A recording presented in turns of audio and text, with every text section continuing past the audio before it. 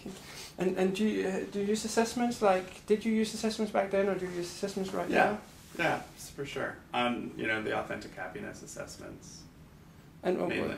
And what do you tell people? Do you ask them to take them at home or when you're there, or? At home usually.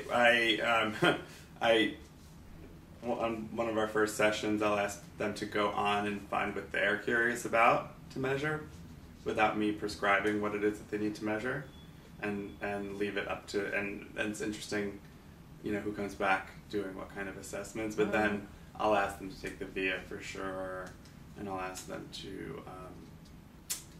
I used to have them measure their optimism and that kind of stuff more than I had been doing recently. Right. And why do you ask them to take the VIA? Just to put a language around their strength. And to encourage them to think about them at their best. And how do you use it when they come back with the VIA results?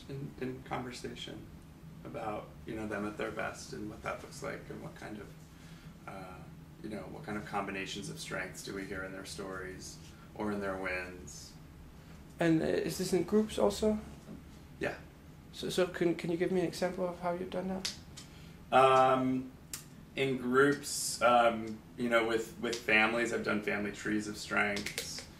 Within business contexts, I do a plotting of strengths on an Excel spreadsheet to show, you know, everyone in the system, and then what their top 5 strengths are, color coded to see where the alignment is.